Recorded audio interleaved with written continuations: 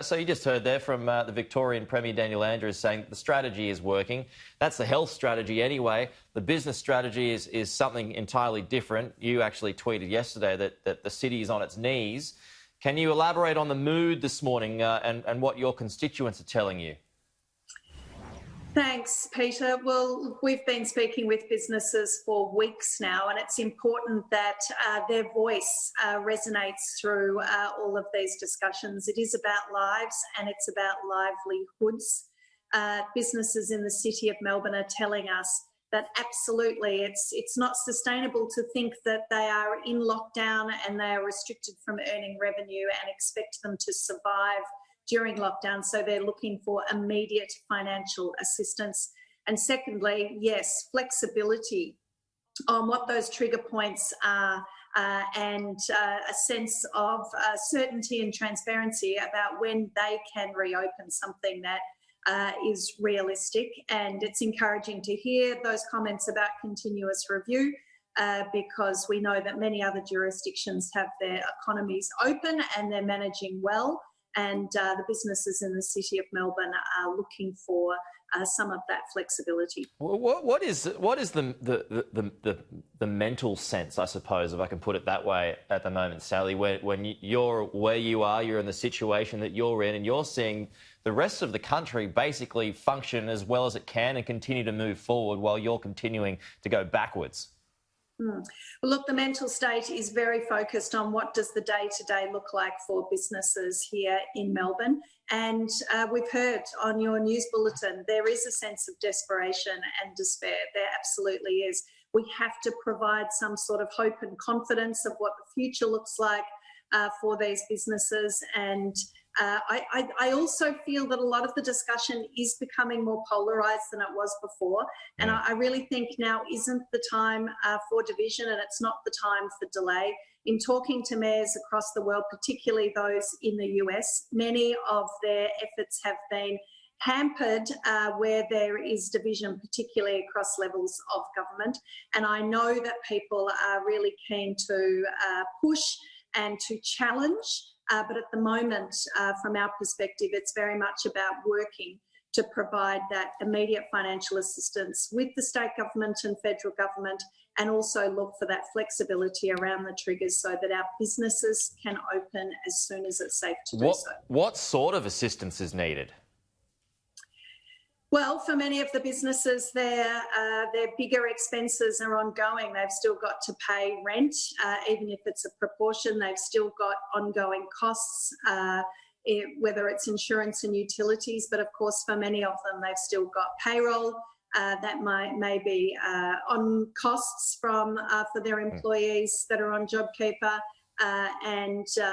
Look, so many of the businesses in Melbourne are trying to support their teams, particularly those that aren't eligible for JobKeeper. And this burden on our business owners, the sole proprietors, the family businesses, people that have built up businesses following their passion and now feel really powerless in the face of current restrictions. And what we're looking for and what they're looking for is a voice into the Andrews government to say, can we please consider lives and livelihoods? What happens if there is no assistance? What happens if you don't get this extra help and that the business sector remains this way, until the end of November? What happens then? What sort of a scenario are you looking at here? Well, some of that economic picture has already started coming through with the ABS payroll data showing that inner Melbourne is the most impacted in terms of reduction of payroll jobs. We've seen some of the big banks coming through with their forecasts showing that this is billions of dollars. And we know that the Melbourne economy is the engine room of the state economy and a huge driver of the national economy. So this does have local, state and national consequences. The December quarter is often that make or break quarter for so many retail and hospitality businesses. And one of the elements of the roadmap, of course, is that lockdown remains for a good part of that quarter. And for many of our local businesses, they're seeing that opportunity to make some sort of progress this year dwindle. And so really, It is about how can we keep working together. That's what I say, working together, combining our resources and finding a way for our businesses to open sooner. Or do you fear that businesses will just leave Melbourne and they'll head interstate, they'll head to New South Wales, they'll head somewhere else in Australia? There'll be an exodus. Well, is that what you fear? That is one outcome. The other outcome is that businesses just close and don't reopen anywhere, and that's not good for anyone. As I said, it's not good for Melbourne, it's not good for the state, it's not good for the nation. So we are looking for that help from the federal government as well. This has got to be an all-in effort, Peter. The government would say that it's chipped in a lot when it comes to, its work that it's done when it comes to JobKeeper and JobSeeker and all the rest of it. Yeah, and they've been terrific, but these circumstances change. They're changing daily, and we need to remain responsive. And I was heartened to hear the Prime Minister saying that they're looking at ways in which they can help Victoria more, because we need it, and that's what I'm really saying. When the state government says that it's got to be 28 days of no new cases to achieve COVID normal, I mean, is that even possible in your opinion? Is that even workable? Yeah, I think that the trigger points have created quite a bit of anxiety, and getting more explanation on how that works is important, because we're not seeing many jurisdictions around the world where economies remain closed until there are 0 cases. And the only one I'm aware of is Taiwan, for example.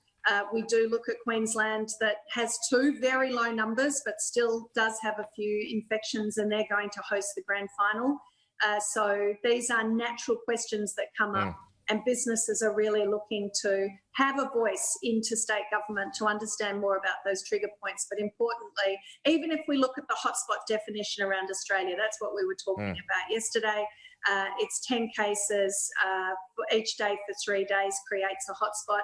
If you're lower than that, then in those areas, businesses can open, the economy can run, and people can get on with their lives. It's a sense of understanding the nuance of how this can work, so that we can support lives and livelihoods. Do you have any faith or any confidence in the contact tracing team in Victoria? I do.